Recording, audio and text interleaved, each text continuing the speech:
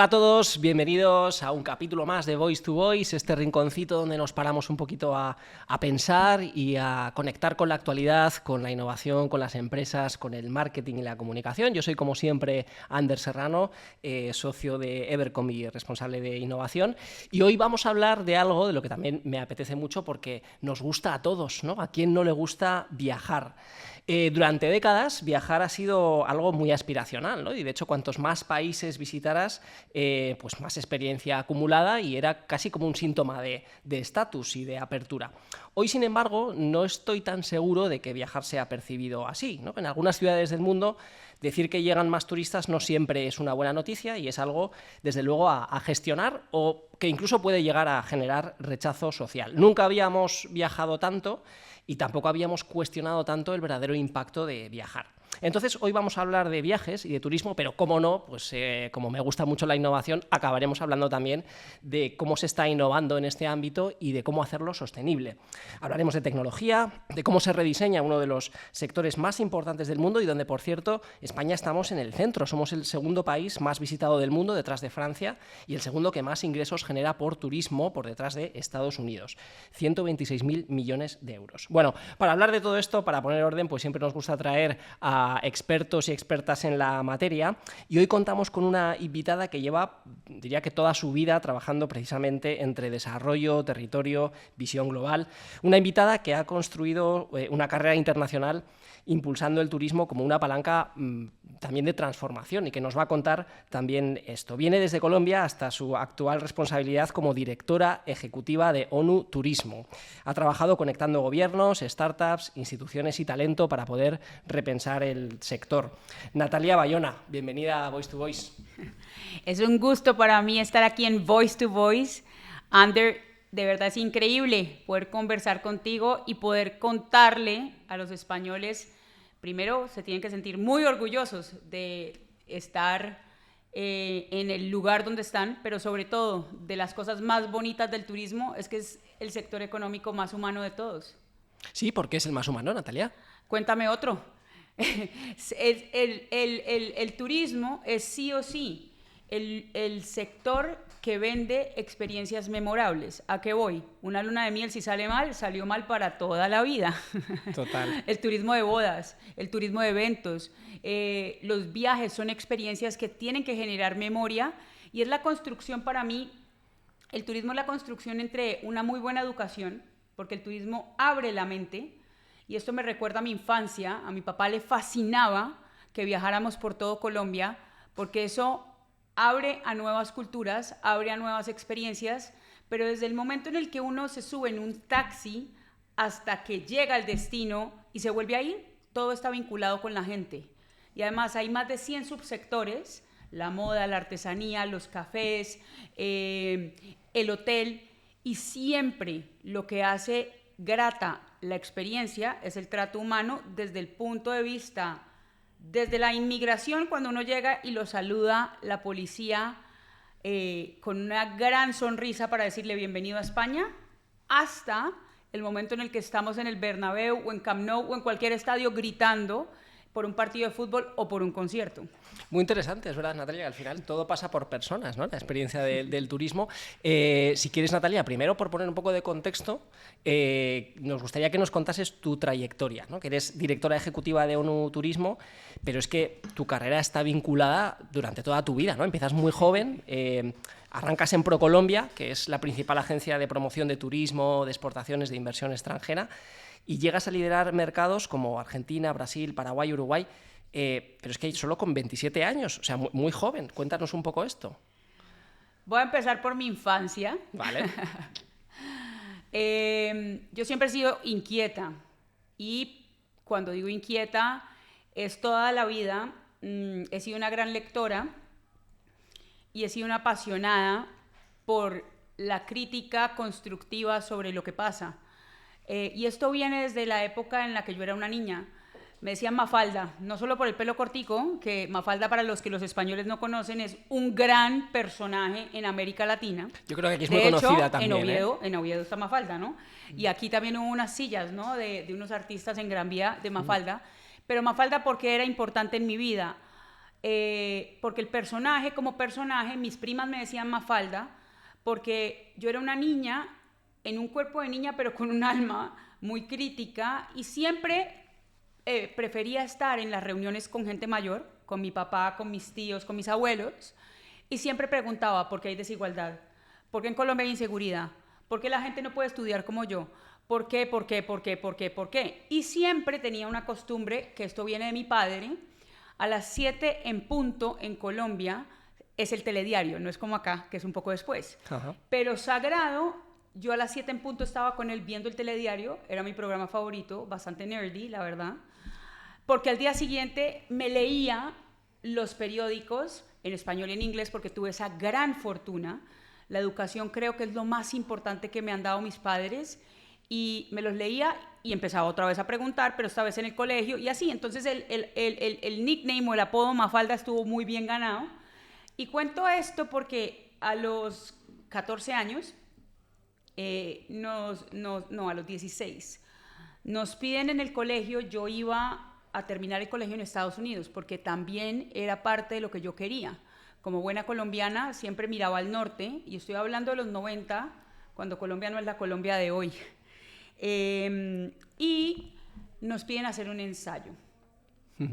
Y nos dicen que qué queremos ser en la vida, porque nos quieren preparar, y efectivamente, mi colegio era un colegio bilingüe, y entonces tenía que prepararme para los exámenes en inglés si quería estudiar en Estados Unidos o por fuera de Colombia, y también los exámenes de la selectividad si quería quedarme en Colombia. Entonces, pues cada uno hace lo que tiene que hacer.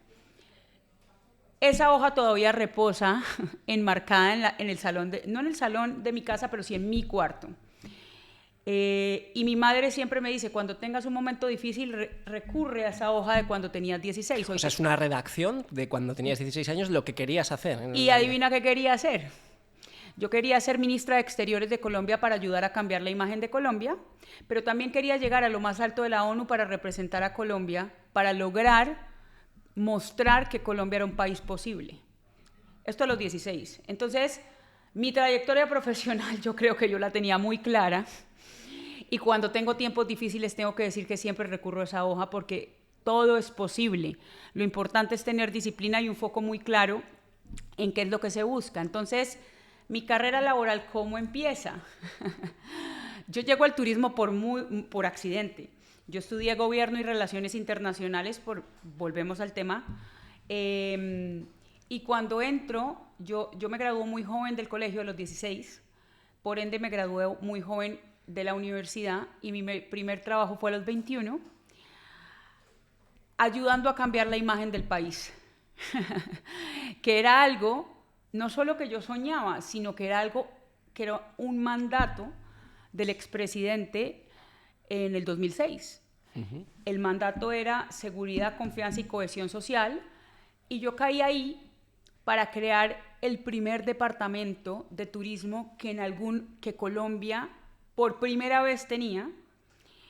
Pero el turismo no se puede crear si no hay seguridad y si no hay confianza, con lo cual yo empecé mi tarea ayudando a recibir, esta fue mi primera tarea, a recibir a los periodistas internacionales, hablo del 2006-2007, cuando todos los periodistas colgaban el teléfono y uno llamaba aquí al País, al Mundo, a Expansión, o a la RAI, o a Euronews, y le colgaban a uno el teléfono, o CNN en esa época, cualquiera de los grandes, y decía, Colombia, yo cubro guerra. Y eso eran las respuestas. Entonces, mi primer trabajo fue ayudar a recibir a los periodistas y a enamorarlos para contar las mejores historias de Colombia a su regreso.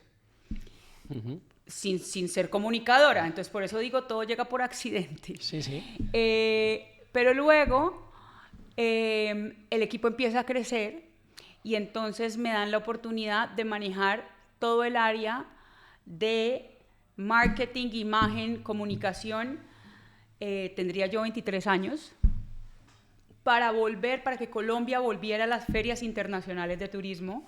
Ahí Colombia vuelve a ganarse los galardones al mejor destino promesa, y ayudo a crear con un equipo la campaña Colombia, el riesgo es que te quieras quedar, que es importante no solo porque se gana un Cannes, o no solo porque ustedes los que trabajan en comunicación saben que cuando uno va y habla de la palabra riesgo, no solamente genera controversia, sino habla con la verdad. Claro que había un riesgo para ir al país, que era quererse quedar, pero yo como colombiana no lo podía contar. Lo tenían que contar los extranjeros que llevaban años viviendo en Colombia, creando empleo en Colombia, y esto genera un efecto multiplicador que al día de hoy, de las grandes cosas de las que yo siento orgullo en materia de comunicación, es que haya gente que todavía me pregunte, sin que sepan que yo hice parte, y me digan, oiga, de las mejores marcas país que yo haya conocido, esa. Y yo digo, qué dicha hacer parte de eso. Es verdad que es de esos claims que los que nos dedicamos a la comunicación recordamos. El riesgo es que te quieras quedar. Es de esos claims súper recordados, y que efectivamente ha ganado premios y marcó una senda, desde luego, ¿no? Porque venía a Colombia de efectivamente situaciones políticas muy conflictivas, también con la situación de los cárteles, etcétera, ¿no? Y joder, pues es un ejemplo muy claro de cómo se reconvierte, ¿no?, la imagen de un país, ¿no?, en este caso. Y estuviste ahí en el epicentro, Natalia. Y luego, pues entonces, efectivamente, la juventud y la disciplina son, y también la constancia, porque yo aprendí muchas cosas. Aprendí a entender a los periodistas, pero también aprendí lo que es seguir derecho. Por ejemplo, como se dice, yo no sé si esto me lo vayan a entender los españoles, pero lo que es, así como en la banca de inversión se tienen que quedar a dormir porque al día siguiente abre la bolsa, y muchas veces los periodistas tienen esa labor, pues yo también tuve que pasar por ahí, porque era un equipo pequeño y yo tenía la responsabilidad, sí o sí, de traducir a todos los idiomas todo lo que estaba pasando, y no solamente era una apasionada de lo que estaba haciendo, me estaba creyendo el cuento que Colombia tenía una transformación. Entonces, el hecho de esos sacrificios van unidos a que los líderes de ese momento creían y creyeron en mí. Entonces, cuando a mí me preguntan siempre, ¿el éxito qué es? Y yo digo, el éxito siempre es la combinación de disciplina, un poco de suerte, porque hay que tener un poquito de suerte, pero también tiene que haber un equipo de trabajo y de líderes que empoderen y digan, creemos en ti. Entonces, ahí es cuando empieza mi ruta por el Cono Sur. Empiezo a los 24 años a dirigir desde ahí. Colombia cambiaba de gobierno, había un cambio de administración y se hablaba de la famosa creación de la Alianza del Pacífico, es decir, la unión de las economías Colombia, México, Perú, Chile, y se crea la Alianza del Pacífico en Chile. Entonces a mí me ponen de responsable para la promoción del turismo y las inversiones turísticas desde el sur del continente hacia Colombia. Ajá. Entonces ahí, pues efectivamente, la gente al principio pensaba que yo era la estudiante en práctica del embajador. Claro, porque eras tan joven que... Porque tenía 24 años, claro. Y en un país como Chile, repito, el Chile del 2010, no es el Chile de hoy. Y efectivamente, yo ayudé a la fusión entre las aerolíneas colombianas y la TAM, ayudé a que Colombia existiera en los catálogos turísticos de Viajes Falabella, que es una de las multimarcas parecidas al Corte Inglés aquí, a que Colombia estuviera en los mejores catálogos, pero lo que más me gustaba hacer era ir a las oficinas a entrenar a los agentes de viajes. ¿Por qué digo esto? Porque esto es medio vintage, medio retro. Ir a dictar clase acerca de cómo se tenía que vender Colombia. Y luego el salto lo doy porque el Cono Sur empieza a crecer tanto en materia turística que ya se ve la obligación, y el gobierno colombiano empieza a hacer un análisis donde ve que la oportunidad ya no es solamente desde Chile. Yo desde Chile miraba Argentina, Uruguay, Paraguay, etc., pero que había una oportunidad real en Argentina para crear una oficina comercial. Y ahí viene mi principal hito de liderazgo, que es a los 27 años haber sido no solamente la directiva diplomática más joven de mi país. Eso es un hito y es interesante, pero lo importante es que logras. Yo logré crear en un país que no era el mío, con un sistema político que tampoco era el sistema político de mi gobierno, crear la primera oficina comercial del gobierno colombiano para hacer lo imposible posible, es decir, para llevar inversores argentinos para que creyeran en Colombia, exportar más producto colombiano a Argentina, y obviamente fortalecer el turismo entre Argentina y Colombia. Y ya pasada esa etapa, subo a dirigir a nivel global la promoción turística del país. Ajá. Y esas son mis 10 años en el gobierno sirviendo a mi país. Bastante lo has resumido, porque claro, son 10 años que pasan muchas cosas y además tú has visto cómo el turismo, claro, tiene una vertiente muy, muy social, ¿no? Y porque se nos queda igual la primera imagen que tenemos de turismo es, oye, pues sí, hoteles, restaurantes, pero este caso, el de Colombia, incluso el de Argentina, cómo se puede realmente llegar a transformar un país, ¿no?, con el turismo como palanca. Dos cosas importantes que me han tocado a mí el corazón. La primera es ver desmovilizados guerrilleros colombianos en el Meta, que el Meta decían que era, antiguamente no se podía ir porque efectivamente decían que era el balneario de los guerrilleros. Hoy en día son guías turísticos y turoperadores. Y eso es brutal porque en materia de cohesión social no hay nada más rápido que eso. Ver cómo hay una transformación de la ilegalidad a la formalidad a través del turismo. Y creo que muy pocos sectores, salvo la agricultura, pueden llegar a esos niveles.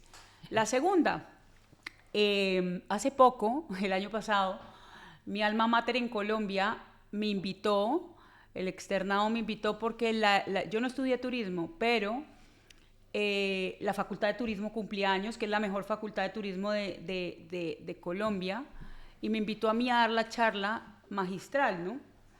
Y salía yo de la clase, o sea, di una charla, porque se graduaba cientos de jóvenes, y cuando salía una chica me tocó y me dijo, Natalia, te admiro mucho, pero ¿te acuerdas de mí? Y le dije, yo soy muy auténtica, y le dije, la verdad, no. Y me dice, tú diste clase porque yo creo que de mis grandes pasiones está la educación, está en mi corazón, es una obsesión, y es compartir el conocimiento. Y cuando yo estudiaba, también daba clase en los colegios públicos porque me fascinaba dar clase de relaciones internacionales, entregar mi conocimiento. Y una de estas niñas me dice, Natalia, tú me diste clase en un colegio público. Repito, no es un colegio público en España. Vuelvo al 2010, 2008, 2007, Colombia. Tú me inspiraste tanto que yo decidí estudiar turismo, pero claramente yo no tenía los recursos para estudiar turismo. Y me gané una beca y hoy me estoy graduando en la mejor universidad privada de Colombia, y eso en parte te lo debo a ti. Ay, qué bueno, ¿no? Y eso llega al corazón porque eso es cohesión social y es llevar el conocimiento a la base para que la base crea en este sector y para que pueda ver crecer. Y claramente esos son dos, pero donde me quedé aquí hablando, tengo muchos casos, no solo Colombia porque lo llevo en mi corazón, pero podríamos hablar de muchos países donde la cohesión social que genera el turismo, hay un antes, un después. Irlanda, Sudáfrica, el mismo España. Tú vienes del País Vasco y sabes lo que es la transformación de lo que era el País Vasco y de la belleza que es San Sebastián, el arte, la cultura, la gastronomía. Es verídico y da igual el momento histórico, da igual Berlín, da igual el momento histórico. El turismo sí o sí es una herramienta de cohesión social. Sí, fíjate, en el País Vasco hay un ejemplo que es un poco casi paralelo al de Colombia, ¿no? Que también con el terrorismo, ¿no? Después hay un claim que es ven y cuéntalo, ¿no? Que de hecho hay algún estudio que comparaba, ¿no?, el caso de Colombia y el del País Vasco, ¿no? Como al final, pues oye, dos ejemplos de países o sociedades, ¿no?, en el caso del País Vasco, que tienen todos los ingredientes para ser atractivos turísticos, pero claro, hay condicionantes que hay que superar, ¿no? ¿Cómo recuerdas superar ese estigma, ¿no?, que tenía Colombia? ¿Cómo lo recuerdas? ¿Que era una cuestión de insistir o una cuestión de mostrarse? Porque supongo que tiene que haber un salto, es decir, tienes que darme la oportunidad de enseñártelo, ¿no?, a esos periodistas que te colgaban el teléfono. ¿Hay alguna cosa que haga switch y que cambie? Sí. Que sea una política de Estado, que sea el mismo presidente el que se lo crea. Es decir, cuando el presidente le da el móvil, voy a contar una anécdota buenísima, porque eso se me quedó grabado en la cabeza. Yo pensaba que mi papá era auténtico, ¿no? Porque mi papá es empresario, no es político, entonces yo decía, qué ilusión, ¿no? Y además se dedicaba a la ingeniería y a la construcción, entonces me enseñó toda la vida a vivir siempre con franqueza las buenas y las malas, pero un político uno nunca sabe, y con todo respeto, porque yo estudié eso, ¿no? Pero uno no sabe quién tiene enfrente muchas veces. Cuando nosotros hicimos la Asamblea General, porque dentro de las grandes cosas que pasaron, Colombia tenía una estrategia muy clara. La primera era hablar con la verdad, pero el vocero principal era el presidente, y eso es muy importante. Cuando el vocero principal dice a todos los medios de comunicación, pregunten lo que quieran preguntar, que aquí estoy. Es decir, franqueza. Y dos, que esto es una anécdota, nosotros llevamos la Asamblea General de ONU Turismo, es decir, la reunión más grande de ministros de turismo del mundo, la llevamos a Cartagena de Indias, y llevamos a cientos de periodistas en esa época para efectivamente cubrir lo que era la nueva Colombia, y ahí se lanzó la campaña Colombia, el riesgo es que te quieras quedar, no con actores, con los extranjeros reales que habíamos convocado a través de esa época en redes sociales. Imagínense en esa época hablar de redes sociales cuando apenas empezaban. Y él, muy auténticamente, en un auditorio, le da el móvil personal a todo el auditorio y dice, como presidente de un país de más de 50 millones de personas, transmitiendo en vivo, dice, a todos los que están aquí, si tienen algún problema de seguridad, mi número móvil es tal. Yo dije, se necesitan no solo agallas y no solo autenticidad, se necesita de verdad franqueza y mucho compromiso para que realmente el presidente de un país, no es el ministro de Defensa, es el presidente, ni el ministro del Interior, ni el ministro de Turismo, ni el ministro de Exteriores, es el presidente el que está diciendo, cuenten conmigo, porque pase lo que pase, la responsabilidad será mía. Entonces, cuando hay una política de Estado en el turismo y cuando hay una decisión clara, donde hay presupuesto, donde todos los ministerios generan alineación, donde todo el mundo dice, tengo que dar resultados en torno a esto, no es una persona quien logra esto. Es un engranaje donde entonces, en materia de comunicación, la Casa Presidencial y ProColombia tenían una estrategia muy clara de marca país, de decir, esto es lo que se comunica y el foco es este y todos estamos coordinados. El Ministerio del Interior, se crea la Policía de Turismo, se crea la Ventanilla Única de Turismo, se crean las exenciones tributarias que hace que Colombia se vuelva uno de los países más modernos en legislación turística, porque empieza a generar exenciones para la inversión hotelera. Y entonces eso genera un movimiento que no para. Pero también recuerdo mis primeras épocas en Chile, cuando me colgaban el teléfono, cuando yo decía que quería hablar con LAN o cuando decía que quería hablar con el vicepresidente de desarrollo de producto. Me decían, con Colombia no interesa, hasta luego. Entonces, si eso pasaba en Chile, no. Las anécdotas de mis colegas en Europa en China y en Japón son bien interesantes también de contar. Y en Estados Unidos, donde el travel warning siempre era rojo, rojo, rojo y más rojo, y de rojo pasó a verde en esa época de la vida. Entonces, es un trabajo arduo, pero es un trabajo que tiene que ser en equipo. Claro, ahí ya empiezo a entender que no solo existe necesidad de una convicción política muy clara, ¿no? Sino también de aunar muchos intereses y muchos agentes, ámbito público, ámbito privado, que entiendo que también es en buena medida algo que haces actualmente, porque siempre. Para que la gente lo entendamos, ¿no? Directora ejecutiva de ONU Turismo, joder, que es un cargo muy relevante. ¿Qué hace Natalia Bayona? ¿Qué hace la directora ejecutiva de ONU Turismo? ¿Empiezo con una anécdota? Venga, nos encantan las anécdotas. Con la de mi esposo. Mi esposo es español y tengo que decir dos cosas bien interesantes de Tomás, mi esposo. Tomás toda la vida ha sido emprendedor, nunca ha sido político ni se ha dedicado a la función política, y en su casa todas las personas que lo rodean el sector privado, su padre, su madre, etc. Pero hace unos años, antes de que cuando nos conocimos por casualidad y por trabajo, él era consultor de la Embajada de Ecuador para traer cacao fino de aroma, porque Tomás se dedicaba a la alta gastronomía aquí, entre muchas otras cosas. Y el segundo de la embajada le dice, voy a ver, en esa época yo era la directora de innovación, ojo, de ONU Turismo.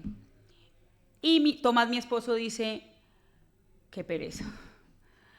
Y entonces el segundo de la embajada le dice, no, ¿por qué? Y le dice, porque va a ser el típico dinosaurio con collar de perlas y va a hablar de innovación como si fuera Jurassic Park. Y esto es verídico. Además, ¿cómo así que hay una agencia de Naciones Unidas de Turismo que queda en Madrid? Tomás, mi esposo, que es madrileño. Ajá. Cuando me conoce, y pasa lo mismo al revés. Cuando me llama el segundo de la embajada a decir que si puede llevar a su consultor en gastronomía, yo nunca pregunté ni siquiera de dónde era. Yo pensé que era ecuatoriano y yo dije, ay, ahora me va a tener, quién sabe, los latinos que hablamos por los codos. 3 latinos ahora, va a ser el típico almuerzo español de 4 horas. Cuando veo era Tomás, mi esposo, y fue flechazo absoluto. O sea, que os conocisteis así. Así, y luego lo que es peor, entonces cuando la gente me dice, ¿qué haces?, me parto de risa y les digo, tranquilícense, no se sientan mal. Tomás, mi esposo, tampoco sabía. Entonces, o sea, que los dos os daba pereza ese encuentro, pero bienvenido ese encuentro. Y bienvenido, que no tengo nada contra los collares de perlas. Ojo, yo también tengo muchos. Pero esos son los estigmas que tiene Naciones Unidas en la cabeza. Es curioso que nos imaginábamos eso, es verdad, ¿no? Y yo tenía en esa época, cuando conocí a Tomás, 30 y pocos. Hoy tengo 41, tendría, no sé, esto fue durante COVID 2020. No, el COVID fue, sí, pero yo lo conocí durante 20, nos conocimos hace 5 años. Entonces, conclusión, los estigmas están siempre ahí, porque efectivamente Naciones Unidas, hoy el multilateralismo, sin lugar a ninguna duda, necesita reformas. Y a mí me tocó una tarea, otra vez, interesantísima, y es, cuando yo entro a Naciones Unidas Turismo, yo no entro como directora ejecutiva, yo entro como asesora para crear el departamento de innovación. O sea, yo venía de ser de estar trabajando aquí en Montesquinza, en South Summit, que todos lo conocen, sí, la plataforma de innovación, sí, al dinosaurio Naciones Unidas, a crear el departamento de innovación y de startups. Entonces, es un reto fabuloso porque efectivamente otra vez es volver lo imposible posible. Entonces, imposible cambiar la imagen de Colombia, después de eso no hay nada imposible.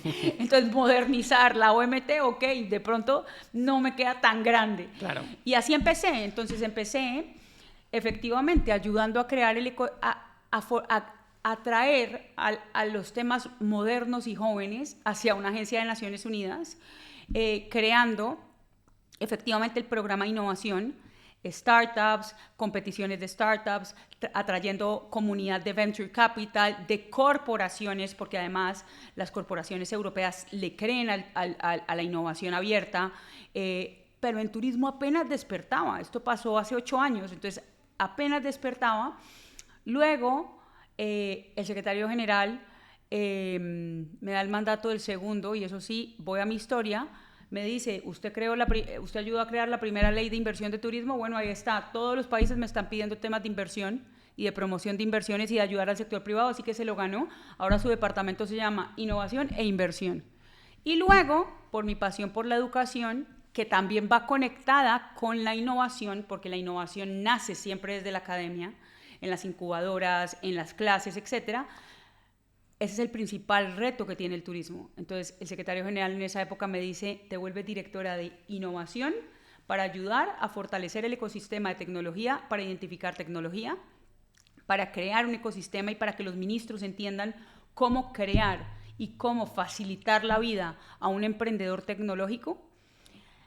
A nivel de madurez, ayudar a los países en materia de inversión a crear las bases de cómo venderle a un inversor un país, pero no desde el marketing, sino desde los números, desde la economía, cuáles son los incentivos financieros, cuáles son los incentivos no financieros, y empezar a generar esos vínculos entre familias empresarias, que pasa mucho en el turismo, fondos de capital, fondos de private equity, fondos institucionales, y la parte de educación, efectivamente, crear programas que no existían porque todo esto era nuevo, y se construyó durante 8 años.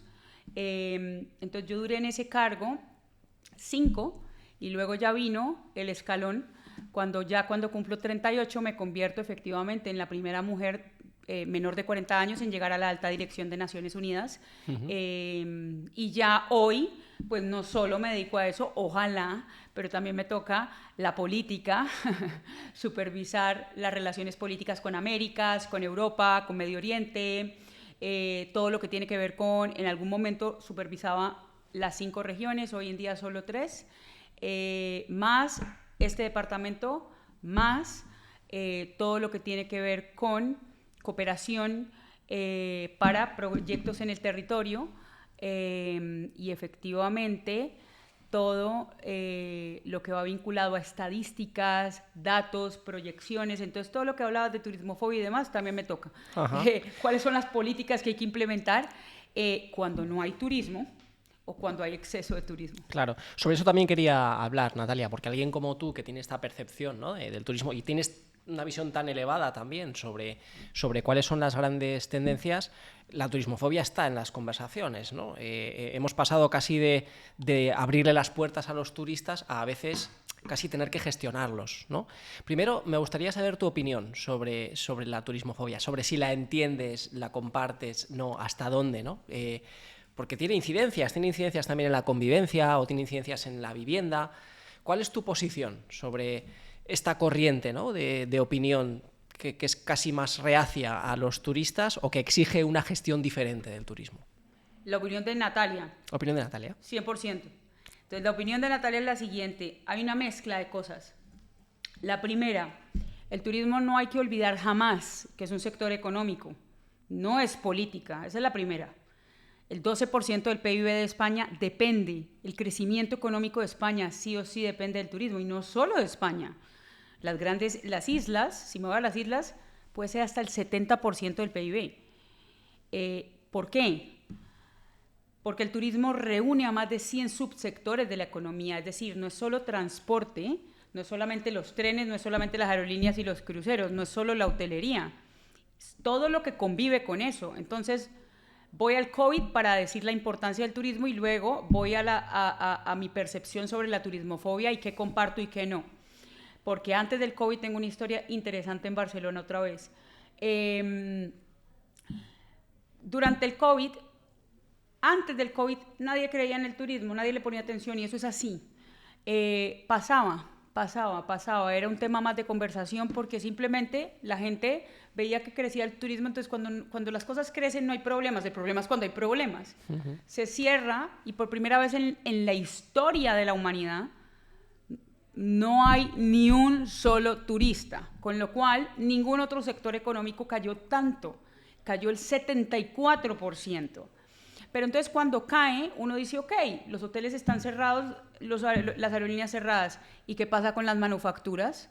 Porque las toallas de dónde vienen y las sábanas y las frutas de la agroindustria para los buffets de los hoteles y los guías turísticos y las agencias de viajes y la moda y las artesanías. Los eventos deportivos, es que hay tantas cosas. Empezamos y el turismo de salud y los hospitales. Entonces, cuando reunimos 100 subsectores, a mí no me pueden decir que el turismo no es importante. Claro que es importante, y no solamente es importante, es relevante en la economía, y es relevante en las economías más desarrolladas.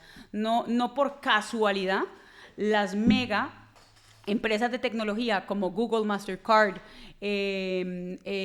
Meta, tienen vicepresidencia de turismo. Si no, no la tendrían, ¿no? Porque en el sector público podemos ampliar cualquier cantidad de la plantilla, pero en el sector privado, si no hay negocio.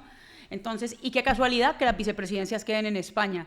Es decir, no hay casualidad, el sector turismo es una prioridad y es un sector de economía. Ahora, como todo sector, puede tener retos, entonces voy a irme al sector petrolero o me voy a ir al sector de la moda, que es otra de mis pasiones. Son dos sectores que contaminan, no un poco, son los dos sectores que más contaminan, y de ahí que haya salido una agenda muy clara y muy organizada sobre las energías limpias, o en el caso de la moda, sobre la economía circular, o sobre la ropa orgánica que cueste un poco más. Bueno, en el turismo pasa lo mismo porque es un sector económico, entonces sería imposible que fuera un sector perfecto. Entonces, mi posición, antes del COVID, estaba yo en el Mobile World Congress en Barcelona, y había una manifestación de las buenas, y yo dije, como nadie sabe aquí yo quién soy, pues entonces voy a ir a preguntar qué manifiestan, porque no tenía ni idea. Entonces les dije, ¿ustedes qué manifiestan? Antes de entrar, ¿no? Y me decían, no queremos más turismo. Y yo decía, sí, ¿pero por qué? Me dicen, porque no sabemos quiénes son mis vecinos. Y en ese momento entendí que uno tiene que tener empatía, y es cierto.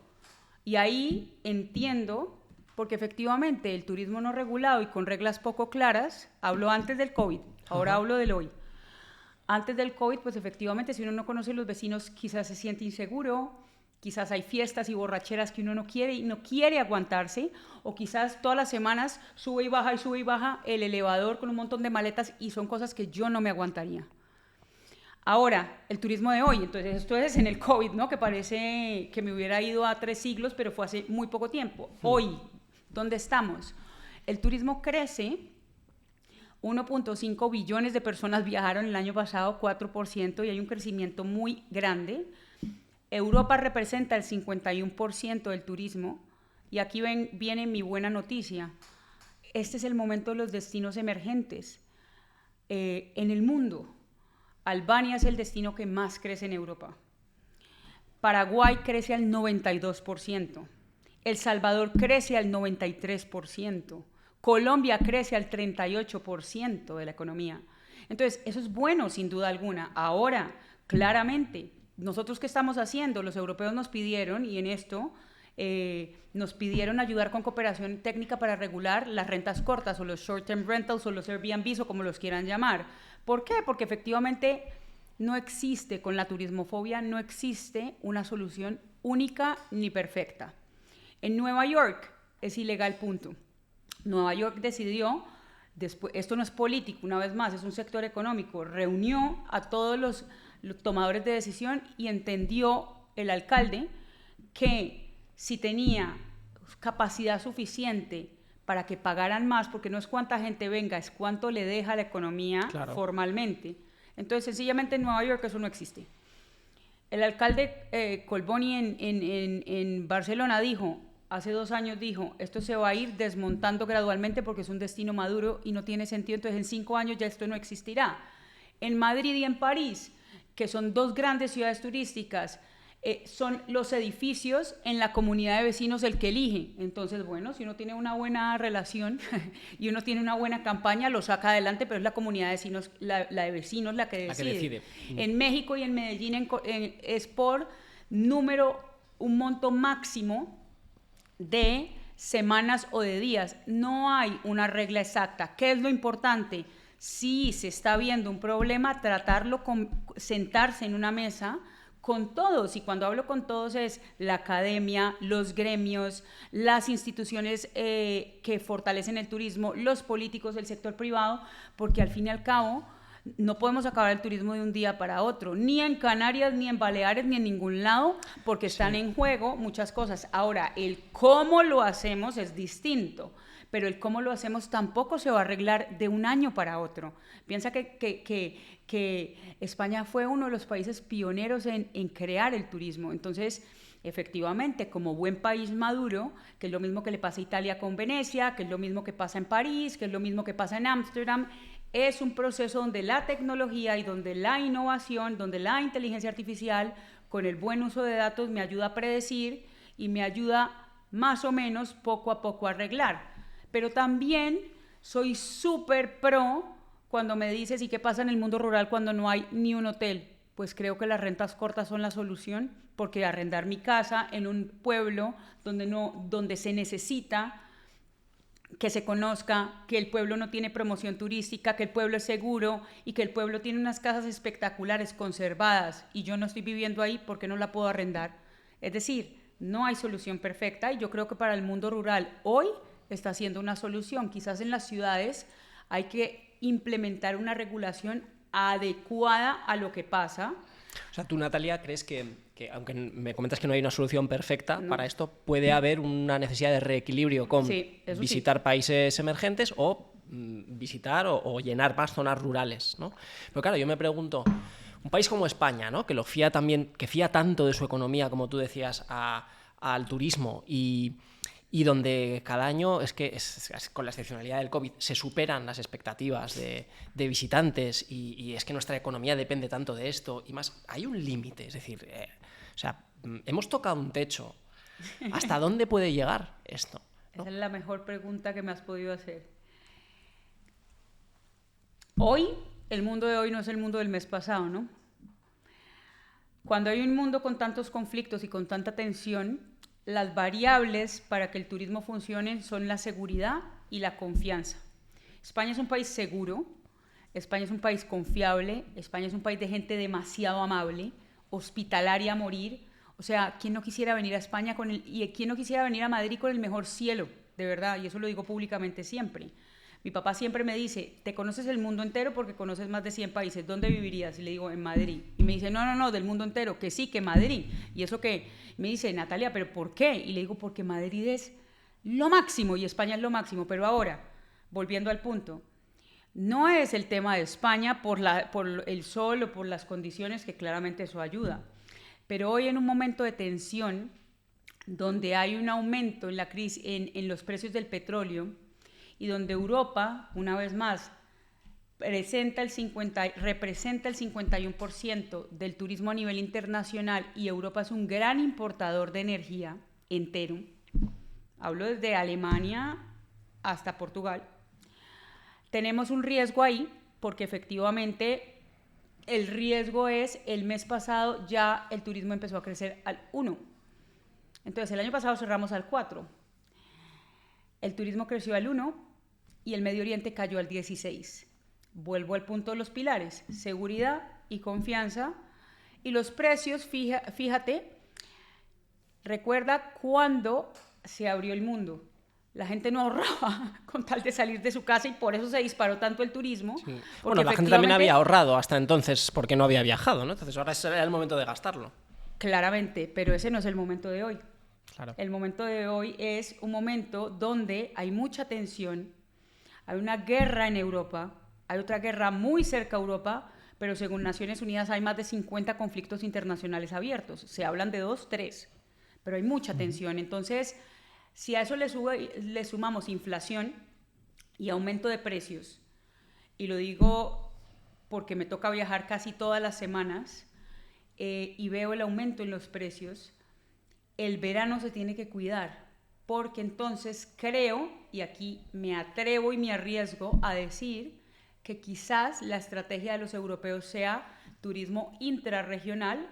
No es ni tan malo porque los europeos son los que más gastan con los americanos. Y eso lo empecé a ver ya en Semana Santa. Semana Santa fui a Francia con mi hija Miranda y le pregunté a 2 gerentes de 2 hoteles, ¿por qué está lleno de franceses?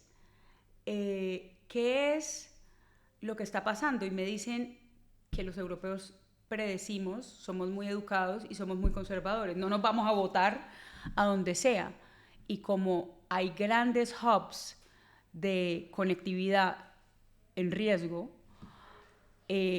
lo mejor que podemos hacer como hoteleros es fortalecer el turismo nacional. Entonces quizás este es el momento, como dices tú, de crear un balance y de las crisis generar oportunidades, y que este sea el verano del balance, y de aquí en adelante empecemos a ver que quizás se mueve todo más intrarregional, porque Latinoamérica, que además es la región del planeta con 0% de posibilidad de conflicto entre países, eso te garantiza seguridad, pero no te garantiza bajada de precios. Entonces, si un billete de los europeos viajando a América Latina se sube el 30%, los europeos van a decir, yo prefiero quedarme aquí, claro, porque si viene una posible recesión energética, yo me quedo en mi casa o me quedo aquí cerca. Entonces, puede que el mes entrante sea un mes decisivo, porque es el mes previo al verano, donde empecemos a ver cambios en los comportamientos de los europeos, y lo digo en Europa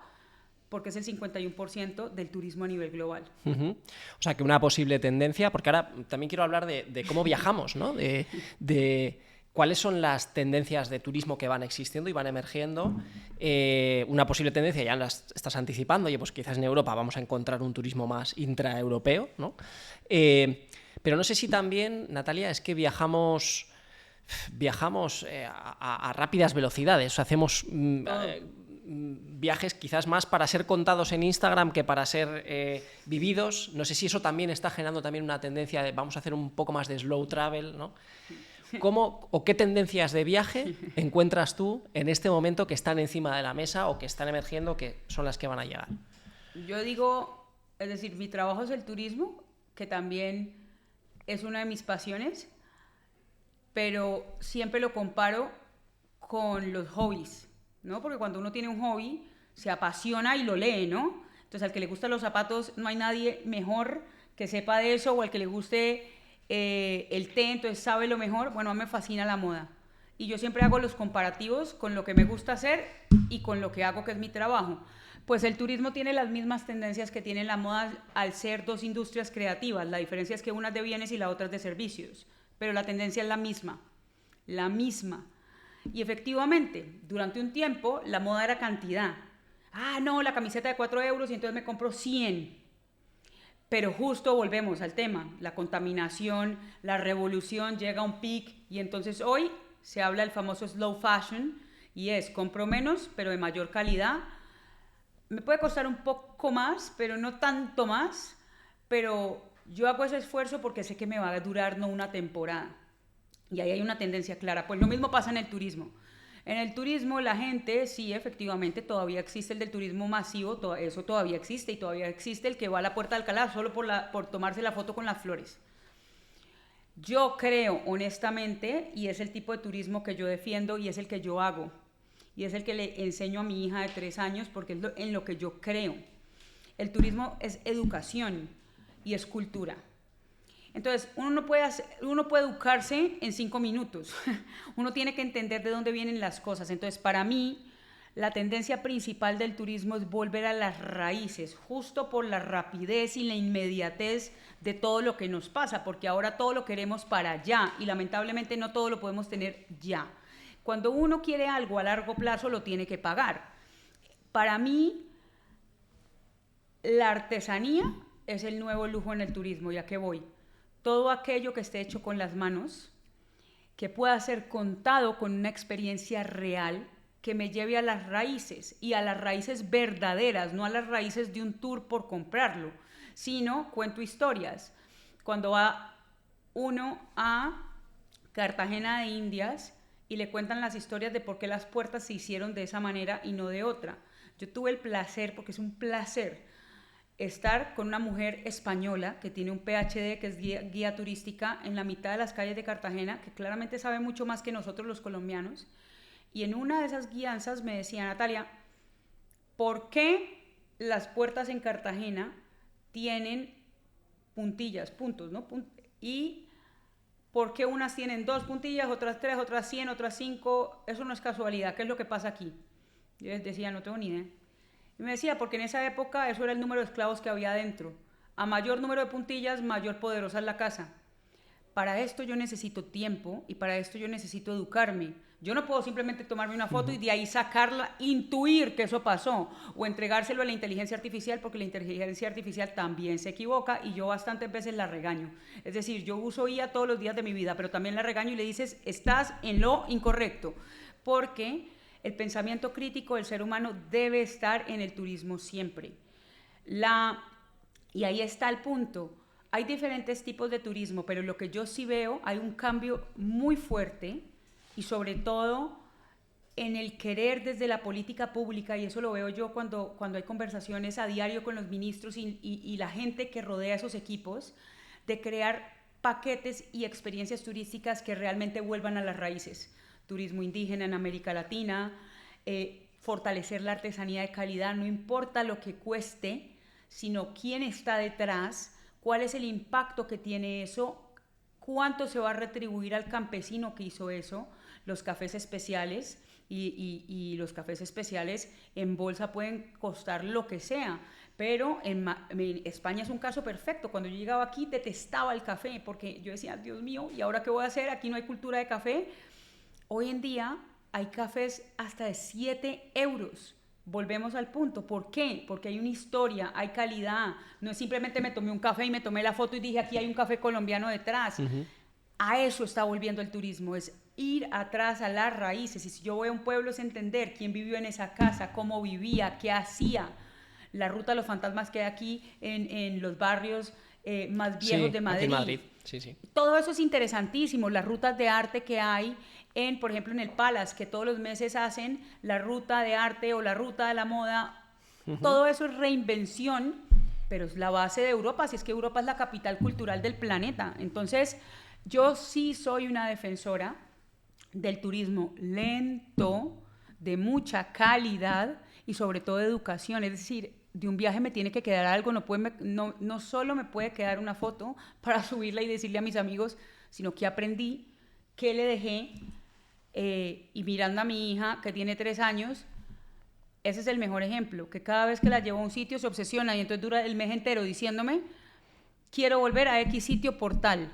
Y eso es importante porque eso es educación. Sí, eso es lo que hace que viajar realmente te abra la mente. Tal cual. De introducirte en... Y que respetes, claro. Porque entonces, ¿qué diferencia hay entre tú y yo? Nada, o todo, pero entonces tengo que aceptarlo. Claro. Con los códigos que eso merece. Entonces, si estamos en Semana Santa y no soy católica, lo tengo que respetar. ¿Quién me manda a ir en Semana Santa a un sitio católico? Lo tengo que respetar. Entonces, todo ese tipo de temas hay que empezarlos a recuperar y la buena noticia es que tanto los líderes como los empresarios lo ven y lo están empezando a construir. Claro, porque también ese tipo de turista que busca esas experiencias más reales también es un turista más cualificado, seguramente, y efectivamente, es más interesante, ¿no? Y eso es importante porque le genera más a la economía y volvemos a la... es decir... Puedes pagar los 7 euros del café en esa circunstancia porque te gusta esa experiencia, la vas a valorar. Y porque eres un amante del café y te fascinó, o del matcha, ¿no? Que también es otra de las grandes revoluciones. O cuando uno va a Corea y son las flores, muérete de la risa, pero pagan millonadas por las flores inmortalizadas. Bueno, hay cliente para cada cosa, o el agua, ¿no? Que hay gente que es catador de agua. Bueno, buenísimo, pero para eso se necesita una experiencia, una historia y sobre todo que sea una realidad. Entonces, yo creo que de la crisis que se vive hoy hay que generar oportunidad y la oportunidad es generar ese balance. Pues vamos a esas oportunidades, Natalia, ¿no? Porque aquí decíamos nos dabas una tendencia muy clara. En el ámbito de innovación, que a ti te gusta mucho, hay muchas cosas que se han hecho en enoturismo bajo tu liderazgo, ¿no? Tengo algunas cifras por aquí, ¿no? Se han hecho más de 10 concursos de emprendimiento, más de 10.000 emprendedores, más de 1.200 empresas, 400 instituciones públicas, para intentar también adaptar el turismo a estos desafíos. Me gustaría también que nos contases qué tipo de innovación está cambiando de verdad el turismo. Pasa por tecnología, pasa por datos, ¿por dónde pasa? Exacto, estás en lo correcto. Innovación efectivamente es tecnológica y no tecnológica, ¿no? Entonces vamos por el ranking de innovación. Y esto es muy importante, hay 2 rankings importantes en innovación. El primero es de la agencia hermana nuestra, la Organización Mundial de Propiedad Intelectual, que lo mide por el número de patentes. Malas noticias, los emprendedores, efectivamente, todo sigue muy concentrado en los países más desarrollados, es decir, en Europa, los países en materia turística más avanzados en tecnología son España, segundo puesto Francia, tercer puesto Alemania. Aquí tenemos que hacer un trabajo de educación y no me quiero extender a los otros continentes, pero pues el ranking es mundial. Aquí tenemos que hacer un trabajo de educación emprendedora, porque ¿cuántas veces tú que te dedicas a la innovación no has escuchado, me han robado mi idea y el otro saltó más rápido que yo? Pero es porque no la patentó. Entonces hay que hacer un trabajo de educación muy fuerte sobre el emprendedor, que no es solamente crecer, no es solo crear una startup, es qué pasa después y el proceso de formalización de esa startup, es decir, ¿cómo hago para crear la patente? ¿Cómo hago para formalizar todos los procesos? Y eso no es solo en Europa, el tema es a nivel global. Y efectivamente, donde hay informalidad en el empleo o en el emprendimiento, que no es el caso europeo, pero es el caso de otros continentes, pues efectivamente es peor porque no hay cultura emprendedora, pero informal. Entonces, ahí hay un punto muy importante porque que veo yo como a título global, América Latina, innovación enfocada en cohesión social, es decir, la innovación social que pasa por América Latina es un ejemplo a nivel global, en diferentes países como, por ejemplo, estoy pensando, Guatemala, entonces El Salvador, países que antiguamente tenían temas de seguridad y hoy en día la política pública de Guatemala la crearon en equipo con las culturas indígenas. Antiguamente no se tenían en cuenta. Eso es un ejemplo perfecto de innovación en política pública. O sea, cómo introducir la cultura y las sociedades indígenas dentro de... A todos, el ecosistema. Es decir, yo no lidero solamente desde mi escritorio. No, yo no creo la ley desde mi escritorio, sino yo tengo que compartir con todos. Innovación social es, por ejemplo, los retos de turismo comunitario que hemos hecho desde ONU Turismo para América Latina, es decir, que las comunidades sean parte de este ecosistema y creen nuevos productos. ¿Para qué? Para fortalecer la formalidad empresarial y para llevar esto a que haya más emprendimiento y a que efectivamente haya cohesión social y esa brecha de desigualdad pues cada día a través del turismo mejore. A nivel tecnológico, si me voy a lo más tecnológico del planeta, pues efectivamente hay un estudio, o tres estudios, hay tres estudios, uno de Deloitte, otro del World Economic Forum y el otro es de McKinsey, que hablan acerca de cómo se comporta el turista. Entonces, buenas noticias, el 93% dice que seguiría utilizando la inteligencia artificial para sus viajes. Entonces, ¿por qué digo buenas noticias? Porque es el presente y el futuro. Es decir, cualquiera que quiera ir en contra es lo mismo que pasaba antes con Internet, cuando decían no a la página web. Pues igual, no, buenas noticias, seguirá. El tema es en qué lo están usando, ¿no? Entonces, la inteligencia artificial, en primer lugar, como lo comentabas, datos. El turismo tiene un problema estructural en temas de datos, porque efectivamente hoy como sector solamente tenemos tres indicadores formalizados en la manera como se cuenta, que es el número de viajeros, el gasto y los cruceristas. Entonces, cualquiera que venga del mundo de la inversión y las finanzas, o cualquiera que venga del mundo de datos, sabe que donde no hayan datos organizados, hasta luego. Entonces, la inteligencia artificial es una herramienta de apoyo porque si se empiezan a generar herramientas, que ya está pasando, de tecnologías abiertas para que existan datos abiertos y luego efectivamente eso tenga un control ético y un control regulado, efectivamente el Estado, una comunidad autónoma, una ciudad, un hotelero o una agencia de viajes pueda crear proyecciones sobre qué tipo de gente viene, por qué viene, etcétera.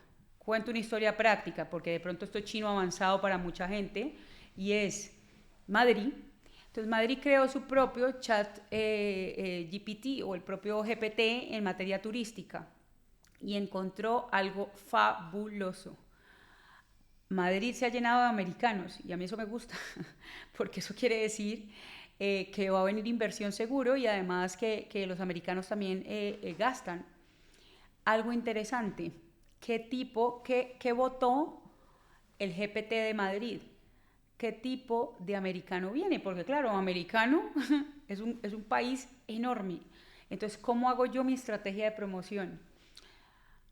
El americano que viene a Madrid es vegetariano. Entonces, ¿de qué me sirve a mí estar promocionando la carne y el jamón y él? Demasiado bueno en materia de toma de decisiones, porque si la mayoría es vegetariano, entonces yo ya sé que me voy a gazpacho, etcétera, etcétera, etcétera. Entonces mis campañas de promoción tienen que girar en torno a otras cosas, dependiendo de los estados. ¿Y cuáles son los estados? Pues efectivamente, Nueva York, etcétera, etcétera, etcétera. Entonces, eso es interesante desde un punto de vista práctico. Otro caso práctico son los portugueses, que desde el Estado, desde Turismo de Portugal, crean una plataforma de datos abierta, donde suben, obvio, los datos del gobierno, más las asociaciones de hotelería, de hostelería, de asociaciones de destinos turísticos, etcétera. Se suben los datos, la plataforma efectivamente va generando proyecciones dependiendo del perfil. Yo como empresario o como comunidad autónoma o como ciudad tengo que pagar un fee mensual y entonces la plataforma es sostenible. Y entonces efectivamente a mayor datos yo alimento, pues mejor puedo entender yo cómo se va a comportar el destino. Entonces IA, te diría que la IA sin duda, o sea, no pasa solo en turismo, pasa en todos los sectores, sí. Pero te diría que es para manejo de flujos de personas y administración de esa experiencia, como pasa en un estadio, literal, pero a gran escala. Temas de seguridad y movilidad, que es clave cuando hay tanta gente, ¿no? Cuando hay casi 100 millones de personas, eso es clave. Sí, la IA procesa más rápido toda esa información para saber, tener el dato. Y la siguiente, la experiencia. Entonces aquí cuento otra experiencia mía personal. El año pasado estaba en Azerbaiyán y tomé un taxi. Yo de azerí poco, de inglés mucho, pero el taxista de azerí mucho y de español y de inglés poco. Entonces puse efectivamente a través de IA por el móvil, empecé a hablarle y entonces le dije en español que me llevara a X sitio y obviamente que tradujera a azerí y entonces lo tradujo y estaba por voz hablando y él hizo lo mismo. Efectivamente él tomó el suyo y entonces de azerí me lo volteó. Es un ejemplo perfecto de cómo antiguamente el bilingüismo era un problema. Entonces los cruceristas se quejaban que no habían suficientes guías turísticos.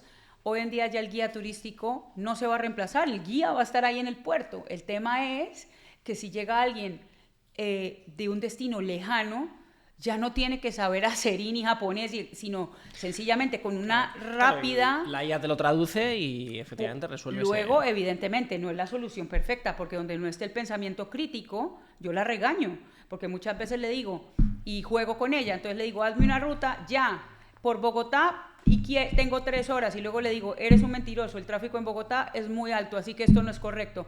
Pero por lo menos me da ciertas píldoras que luego yo misma tengo que revisar. Entonces... Pero, y Natalia, como antes hablábamos de la masificación, claro, me pregunto si la experiencia del viajero empieza en ChatGPT o en una IA y le pregunta a la IA ya, porque es que ya es no así, va... es así.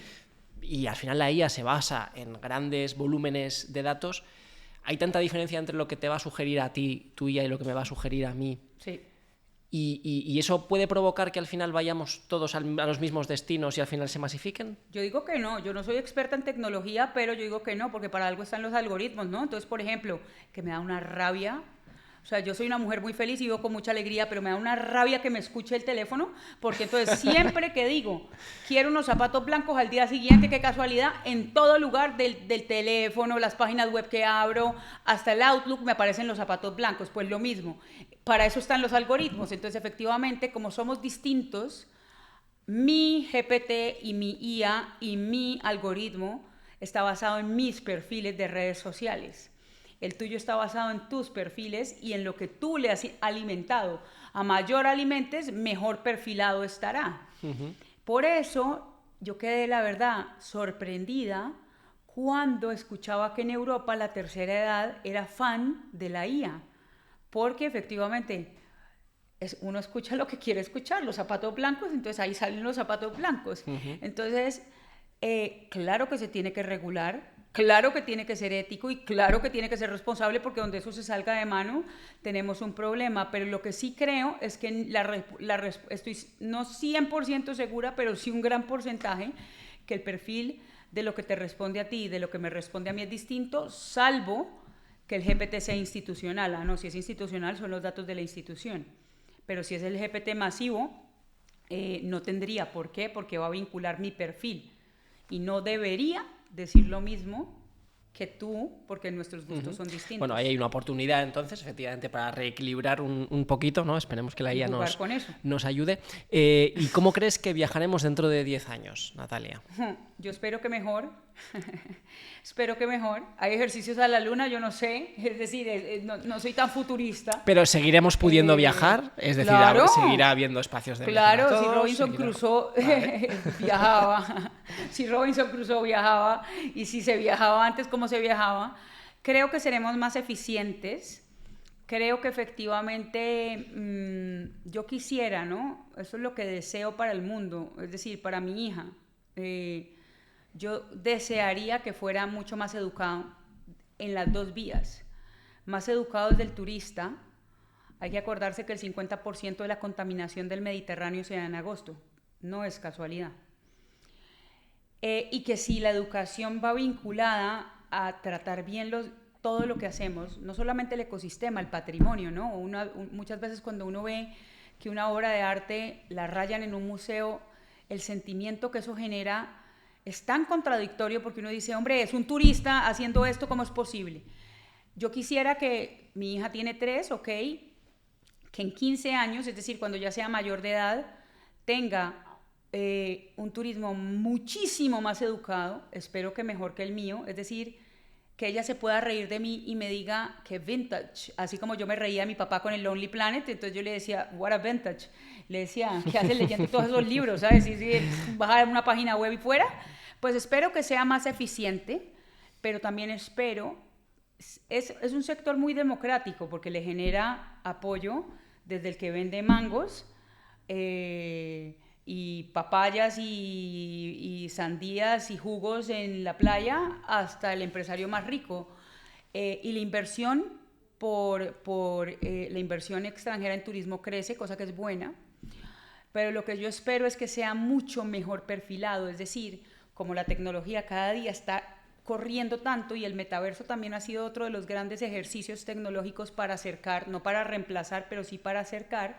Sí, para acercar destinos. Yo lo que espero es que la gente se eduque como antes, es decir, back to the roots, back to basics, ir otra vez al pasado. Es decir, ya no leo el librito, pero quizás sí leo la IA antes de ir y entiendo un poco mejor qué era lo que pasaba en esta casa antes, y no es simplemente ir a tomarme la foto e ir a poner ahí 3 cosas que la IA incluso me la puede crear. La IA o la no IA, uno puede ir a cualquier lugar o le dice al de la esquina que le cuente una historia y uno la pone ahí. Pero el tema va más allá, yo me lo imagino educado, es decir, yo recuerdo cuando yo era niña que mi abuela se leía libros antes de ir a los sitios. Yo añoro con eso, y eso quizás es una mente vieja y vuelvo a mi Mafalda, ¿no? Vuelve esa parte de Mafalda a salir en mí, pero el respeto por el otro, el respeto a la cultura, el respeto por el patrimonio, pero sobre todo el estar educado para entender el mundo cada día se va a abrir más, porque eso es imposible que no se abra más. Pero si en la época en la que estaba cerrada la gente estaba muy educada y entonces leía y leía y leía para entender qué era lo que iba a encontrar, ¿por qué no se puede retomar eso?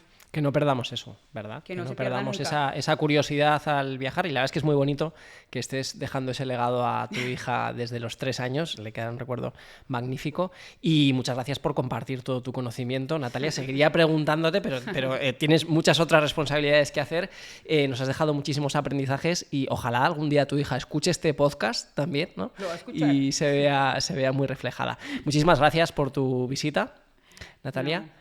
El gusto es mío, en un barrio tan bonito, que tengo que decir que es uno de mis barrios favoritos, porque tengo las mejores experiencias en Madrid justo por este barrio. La verdad es que sí, tenemos la suerte de tener unas oficinas muy chulas aquí en el centro de Madrid. Gracias por acercarte. Muchas gracias a todos por escuchar nuestro podcast. Ya sabéis, estamos en iVoox, en Spotify, en YouTube. Seguidnos y nos vemos en el próximo capítulo. Gracias.